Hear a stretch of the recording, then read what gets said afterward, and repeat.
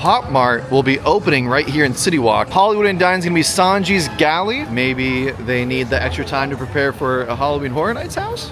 But they are testing it today, and it's drifting. They did put up a sign for Jurassic World, A Journey Through the Eras, but I guess it's coming secretly. What's up, guys? We are back at Universal Studios Hollywood for some more theme park updates. Has it been a while since we've done a YouTube update video? Yes, but I'm trying to be better, okay? But let's go ahead and get started. Super Mario Galaxy has a new photo op right here in CityWalk in front of the Universal Cinema. Let's walk inside. This is pretty cool.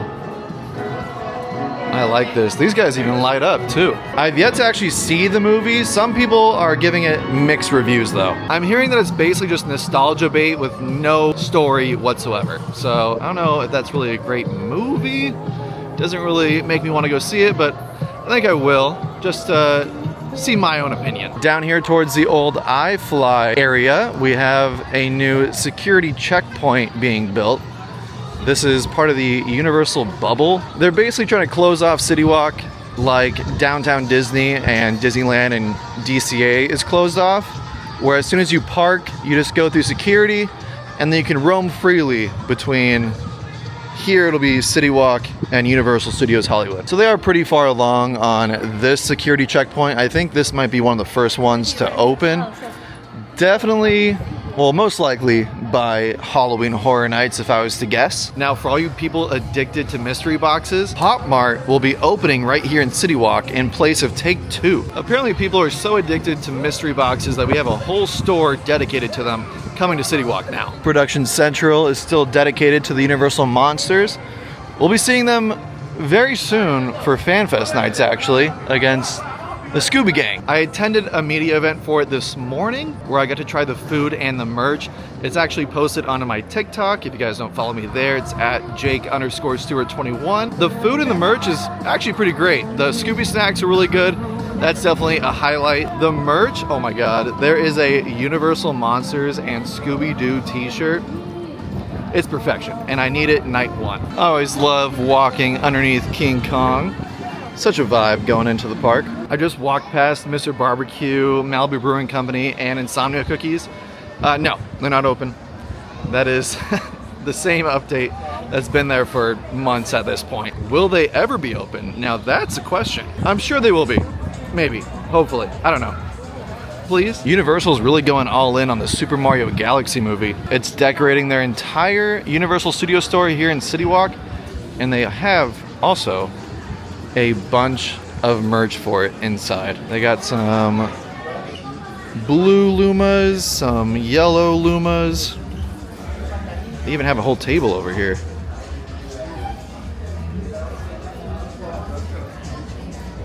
It's pretty cool. The Universal bubble is continuing to be built over here. I'm sure it'll come over here and connect to this wall that's right next to security to close off the bubble at some point. You can see these poles do not have fencing between them yet, but the further we walk down here, they do add fencing. So they are currently in the process of closing in the bubble, as you can see right here.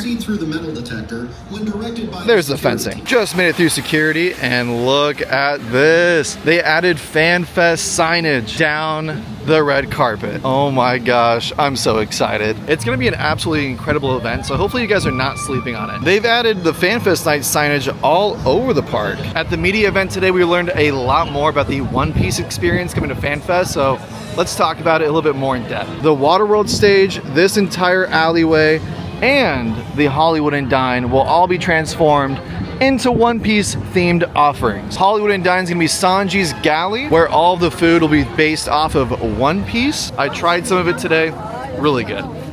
Some of the highlights include the Chopper's hat, very good, tastes like cotton candy. Luffy's straw hat was also pretty good. But like I was saying, One Piece will be taking over this area. As we can see right here, there's going to be a One Piece themed bar right here for FanFest nights.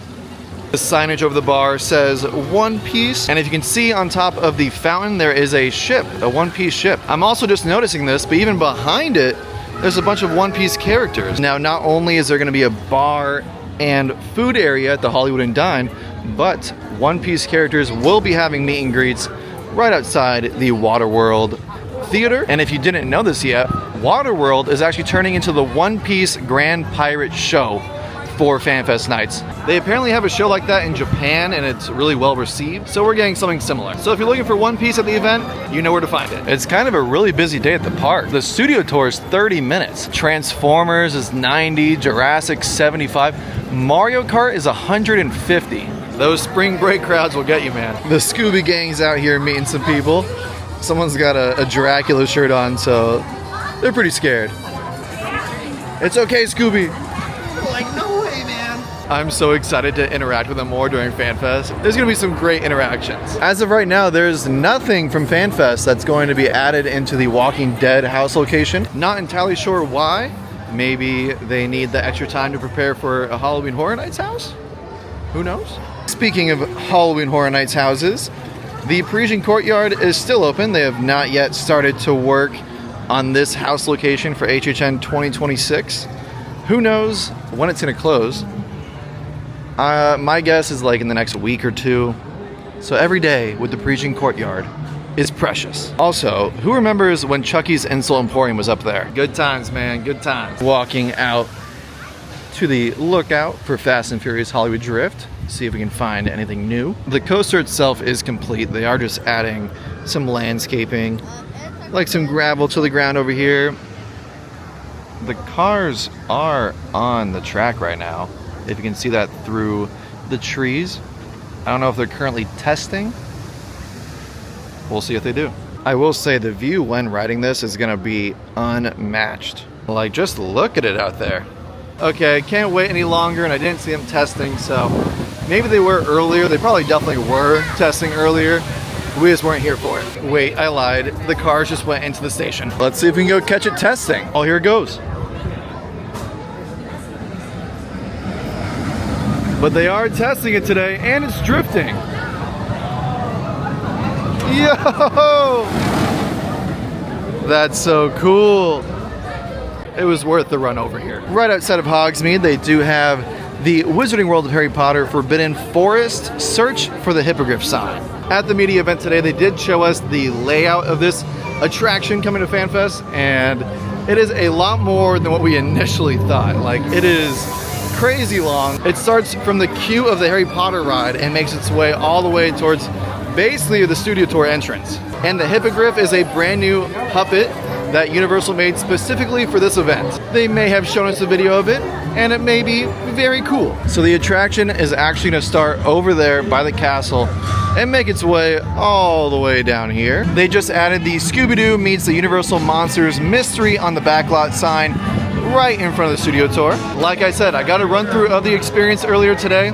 It's gonna be very fun. The Universal Monsters are all gonna be out at the same time. The Scooby Gang will have different stations that you can go to. There's no specific order. You can go in whatever order you want. We're gonna have a pamphlet to help us keep track of different clues that we find out, and it's up to us to help the Scooby Gang decide who is the villain. And at the end of every single experience, we'll find out who it is. And to keep you coming back, there will be a different villain every night. Now moving on to a little Halloween Horror Nights update. There are now walls being set up in the T-pad location. I'm expecting a tent to go up probably in the next couple days. There's this Jurassic Park / Jurassic World experience here that is supposed to come to FanFest, but no one said anything about it today at the media event, so I'm confused as to what's happening with that. But it looks like you start off at the first Jurassic Park movie and make your way through the Jurassic World movies to end the experience, which should be pretty cool. But I'm just confused as to why there's no announcement about it yet. My thought is that maybe it won't be open every single night of the event, and that's why they can't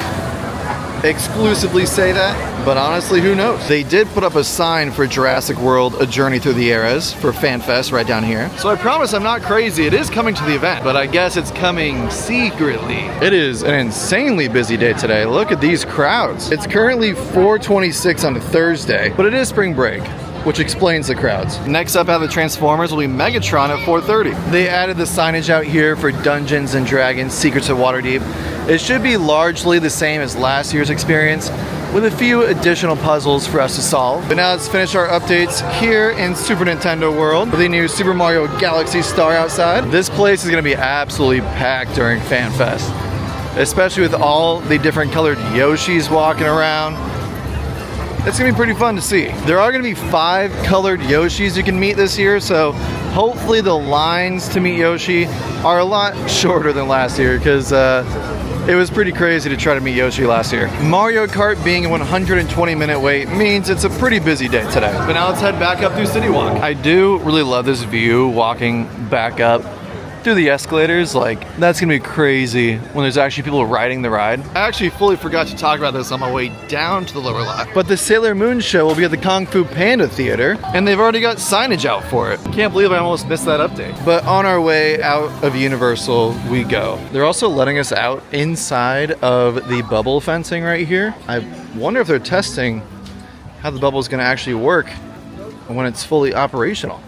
Because now we can just walk straight to CityWalk without having to walk all the way around security like we used to. I love seeing those arches. I have a question for you guys to answer down in the comments. What do you think is better?